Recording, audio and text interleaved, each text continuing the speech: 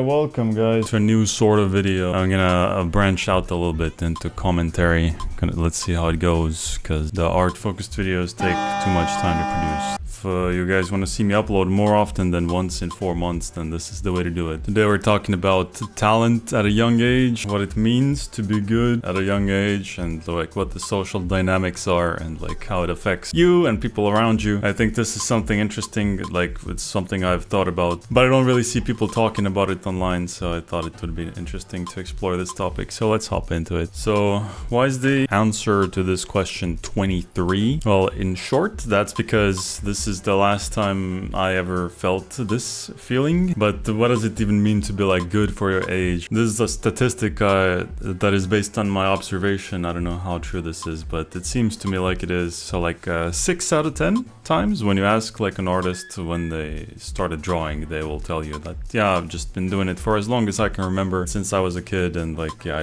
can't put like a date or year on it, you know? This is where the notion of talent comes from, because you had like some sort of interest in drawing and like kept doing it in your childhood, and like became good in comparison to your peers and like people around you, people in your school, or just people you know in real life, maybe some people online as well, in like some art circles on social media. That's your comparison point, and it gives you like a sense of community and talent, which is like a good place to be. It's nice. But like when you get older, like it sort of like the comparison point shifts from like people around you to like everybody. Because like if your goal is to like become professional and to like continuously keep on practicing, then like as you get older, like you start comparing yourself to like a wider array of people. Which means that while previously when you're like a kid, you are aware of the existence of like professional artwork. For me at least, it wasn't something that I didn't put myself in the same box as those people. Like I knew that professional art was out there, it existed, but like it was a separate category of its own. Like I knew that my comparison point is like other people that are around my age and like other like amateur artists. I don't know, like the professional art is just over here and I'm over here. Like there is no such comparison. But like when you get older, then like you move in the middle, and then you're like, oh shit, now I need to compete with the professionals as well. And like then you really find out if you're like good for your age or not, because like if you're able to compete with like people that have been doing it for however long it may be, and your work holds up against them, then you know you're like good for your age. It's like somewhat ambiguous when you look at other artists online. Like it's you don't see their age in their profile. They might be like 50 years old and have been doing art for like 40 years, and like they have so many years of experience, while you have like 7 years of continuous practice experience. So like it's an unfair game, this comparison game. But yeah, I think like the whole phenomena of like putting your age in your bio is like it's like a good for your age type thing. Like people that put their age in their bio and in their artist profiles, they know that they're like doing something right. They're like yeah, I'm like 19 and I'm like doing this quality pieces already, and that's like sort of a flex. But once you, I don't know, for me at least, when I hit like 23, then the novelty of it started wearing off. It was like a gradual process. It wasn't like overnight when I was like, yep, now I'm no longer good for my age. Not like that. It was like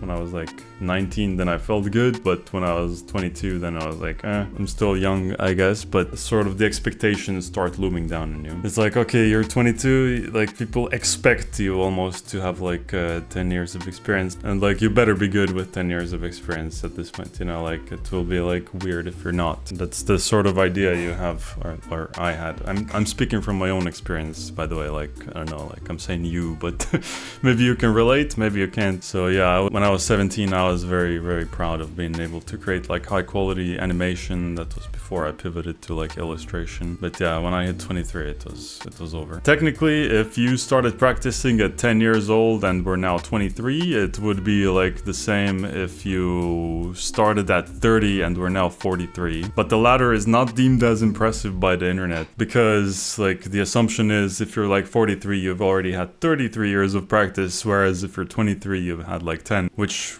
might not be true. Like you may have had 10 years of practice in both cases, but if you're already older age, then it's not deemed as impressive. So like the novelty of it wears off that way. That's why like being good for your age is like flex, because you beat the assumptions, you know. The only assumption is you've had little time to practice and to get to this level, whereas if you're older, you've had a lot of time to practice. But in the end, like, what does it really matter? Like, what difference does it make is the question. Like, what is the whole point of this video? I think the only thing is like it's a bit basically like causing two types of reactions in people, either like jealousy and discouragement or like a feeling of competition and like motivation to improve faster, to like keep up, you know. Like everybody experienced some sort of mixture of the two, like the ratio is different, but for me, like I always felt like very competitive with like things I'm good at. I always wanted to be like at the top, so that's why I was motivated to improve a lot, and like it was the only thing I was doing when I was like in my late teens and early 20s. So yeah, if you happen to be the good for your age guy, you get to enjoy like an inflated ego or like a sense of pride for some years, but I think it will wear off for everybody. It's a little bit ironic that the final time I ever felt good for my age was 23, because like now at 28, when I see anybody younger than me, even if they're like 26 or 25 or something, I still feel like, damn, okay,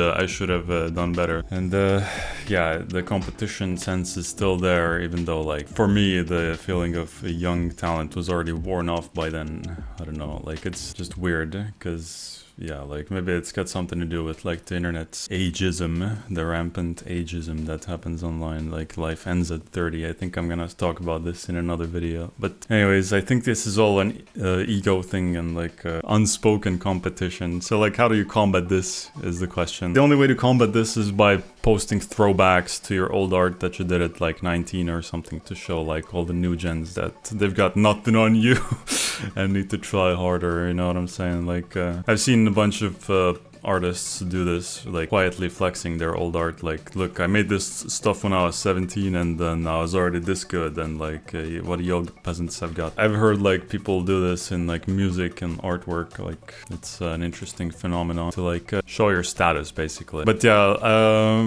being good for your age, final maximum age is 23, confirmed by Chala in 2025, so certified if you're over 23 and you can't be good for your age, because I said so. So thanks for listening to this weird topic. I don't know, what do you guys think? Is this like something that matters at all, or is it like a complete BS, or like only matters for people that are competitive in nature or not? Like interesting observations over the years I've made. So yeah, that's it. I'll make more videos soon. Check out my SoundCloud.